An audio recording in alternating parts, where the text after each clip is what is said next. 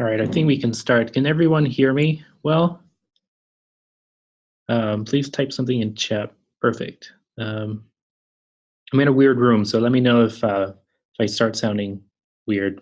I think a few friends may join, but we can start now. Welcome and happy Friday. Thank you for joining. Before I continue, I think I have everyone on mute already, but please make sure you're on mute. And if you have any questions as we go through this presentation, please feel free to type it in chat. I'll do my best to get to those towards the end of the webinar. As you know, the focus of this webinar is around time management. If you're familiar with the Netflix show Tyding Up with Marie Kondo, you know that organization starts with you. And I personally believe that organizing your work life is just as important as organizing your home. Most of you, well, I've seen most of you in class, but if you don't know me, my name is Guillermo J. Olguin. I'm currently a trainer for a healthcare call center for Centura Health here in Colorado. I've been working here for about a little bit over 4 years. I've managed the training and development team and create courses for them, in charge of onboarding, and also continuous training for veteran employees. You can find more examples of my work on my website. That's guillermojolguin.com. Most people misspell my name, so that's why I wrote it on the screen here. If I don't get to any of the questions that you type in chat, please feel free to email me. My email is design.guillermo@gmail.com. And I want to begin by stating that although I will be introducing a tool to help you organize your work life, the objective of this webinar is to leave today with a different way of thinking about time management. Time is finite. We cannot save it, make more of it, bank it. Instead, we must focus on doing the right things with the time we have. It is so easy to say that we don't have enough time to do things we expect ourselves to do. Some of those things aren't really necessary. Instead, they are tasks we force ourselves to accomplish to keep ourselves busy, I believe. But I want to start with a poll asking you to reflect on how you use your time, how much of it you spent or how much of that time is spent on productive tasks versus wasteful tasks, and how do you decide what tasks to add to your to-do list. So I'm going to pull up that poll now. And we'll take about 10, 15 seconds to fill that out.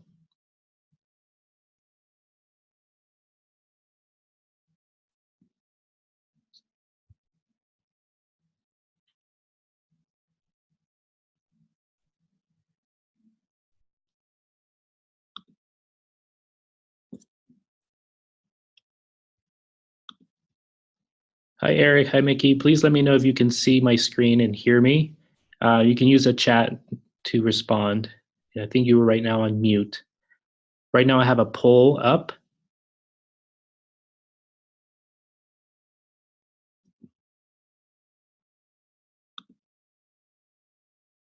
Okay, I think we have enough answers on this poll. Thank you for doing that. So as we go through this webinar, please keep that in mind. Think about how you use your time today or how you plan on using it. How much of the time is spent on productive tasks versus wasted tasks, and what do you think you are as far as prioritizing? Do you think you do well?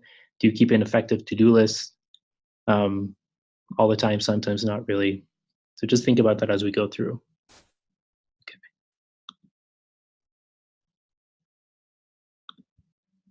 All right. So I was actually inspired to create this webinar by Rory Vaden. I saw a TED Talk of his about 1.5 years ago. He's a Self Discipline Strategist, co-founder of the international training company Southwestern Consulting, and a New York Times bestselling author of Take the Stairs. He talks a lot about time management and procrastinating on purpose. You'll find more information with him on his website, roryvaden.com, and I'll reference him throughout the webinar as well. So in that TED Talk, he does mention that everything you know about time management is wrong. How we choose to spend our time isn't just logical, it is also emotional. Our feelings of guilt, fear, worry, anxiety, and frustration dictate how we choose to spend our time, as much as anything that's on our calendars and our to-do list. In fact, he's mentioned that there's no such thing as time management. You can't manage time. Time continues on whether we like it or not. Really, there's only self management. So, I'm sorry, let me go back a little bit. To understand more about time management, let's think about the late 50s and 60s during the Industrial Revolution. And early time management thought was one dimensional, and it was all based on efficiency. The idea was with efficiency was that if we could develop tools and technology to help us do things faster, theoretically that would give us more time. But there's nothing wrong with efficiency. All things being equal, it is better, and yet there's an unfortunate limitation to efficiency as a strategy for time management. It's evidenced very well by the fact that we all carry around a miniature computer in our pockets, and yet somehow we're never caught up, even with all the apps that are available. Well, in the late 80s, era 2 time management emerged. There's now a two-dimensional way of thinking focused on prioritizing. Now we have a time management matrix where we look at the x-axis for urgency and y-axis for importance. It gave us a system for essentially scoring our task, and then based on how they scored in these tasks or these two areas, we could prioritize task one in front of the other. As you know, prioritizing is all about focusing first on what matters most. And there's nothing wrong with prioritizing. It's a valuable skill today, as it has been in history. Unfortunately, there is a massive limitation about prioritizing that nobody ever talks about. It doesn't really create more time.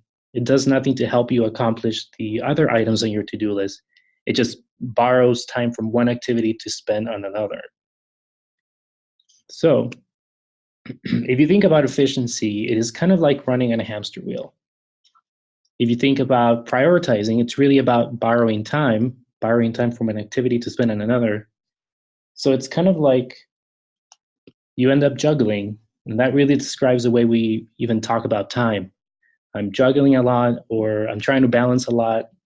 This way of thinking leaves us only with two strategies. One is to do things faster, or to do more things.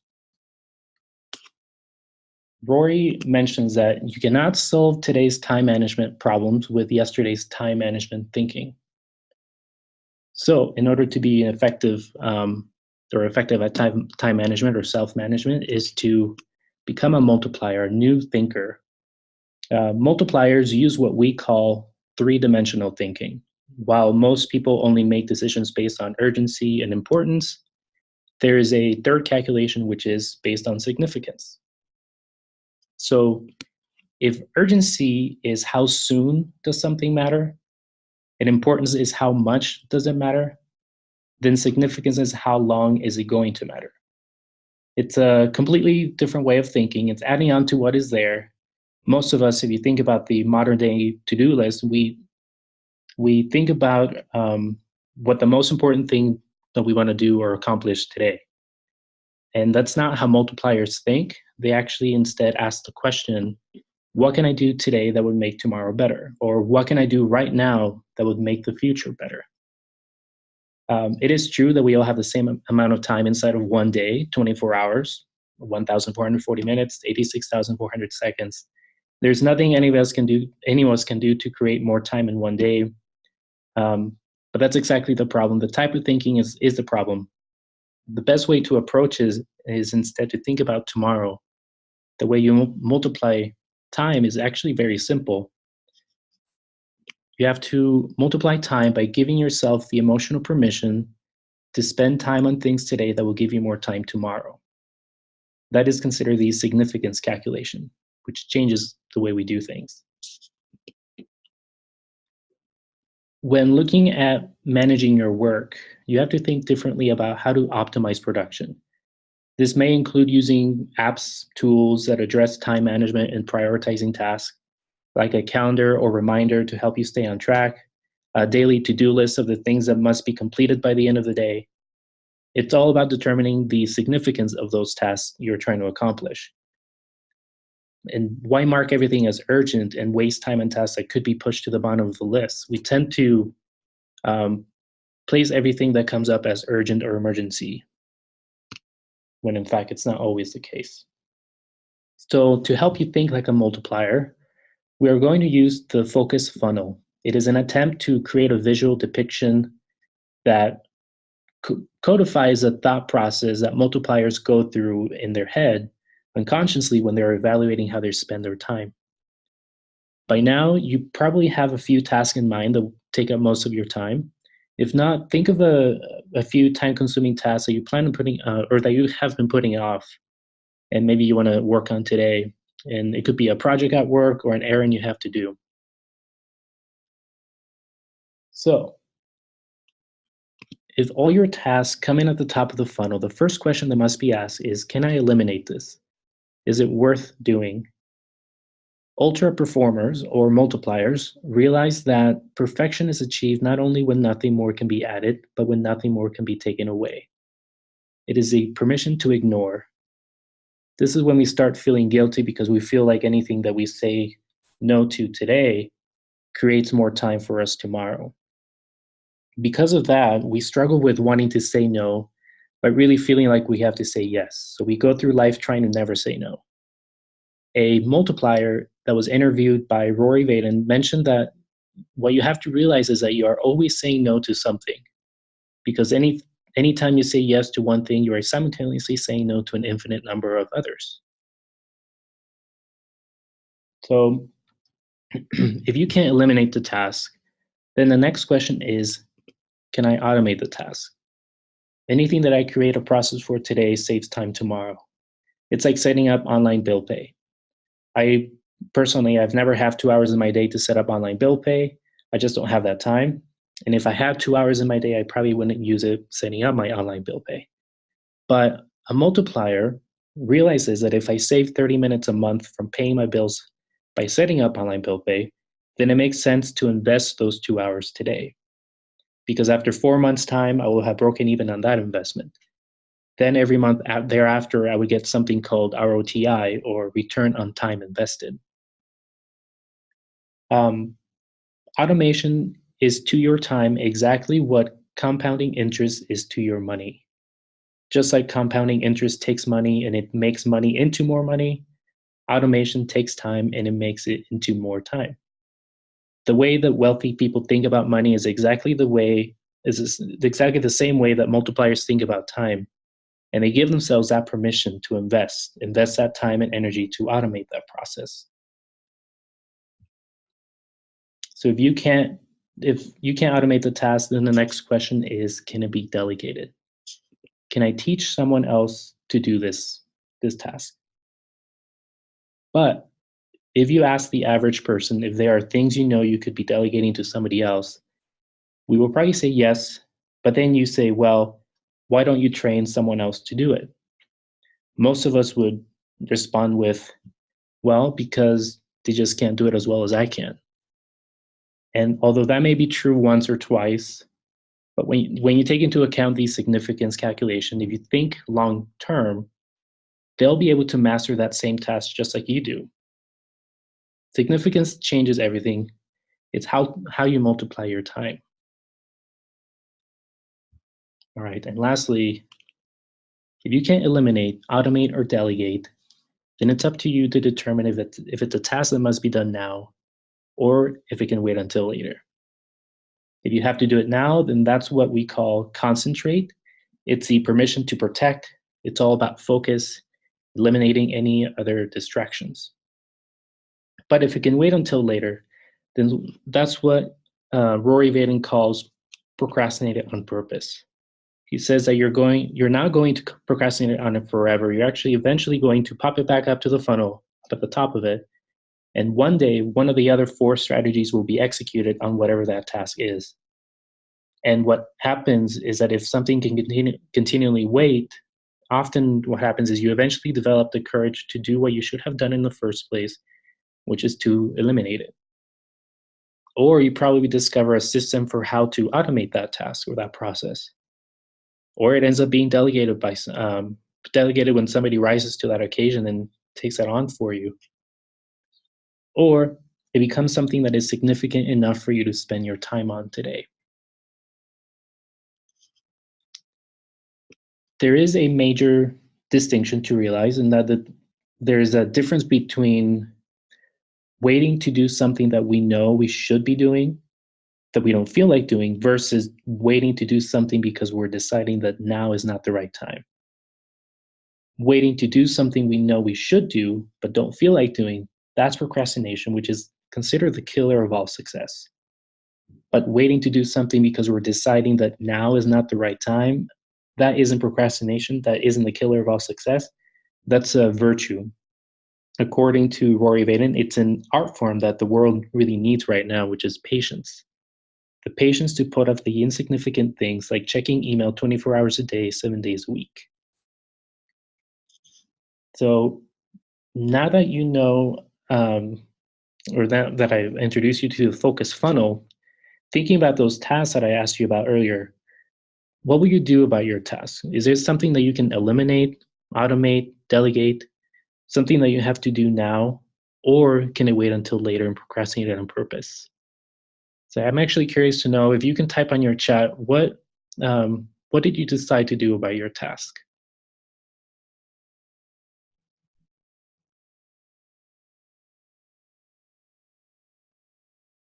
This is something that doesn't really, it's not that significant and you can eliminate it. Is there a process for it that can be automated?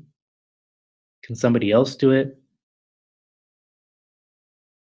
Should you focus on it now or wait until later? Okay,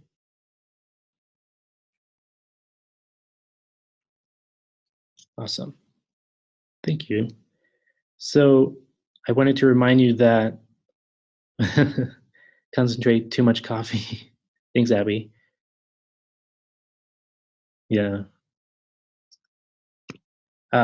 Just as a reminder, you do multiply your time by giving yourself the emotional permission to spend time on things today that will give you more time tomorrow.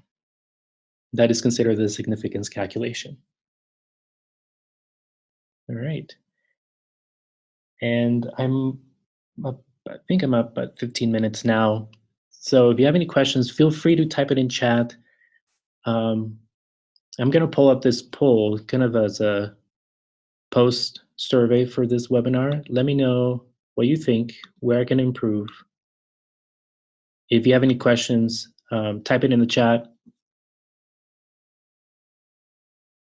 I can also answer them some other time if you email me or go to my website and comment on this webinar that I'll post.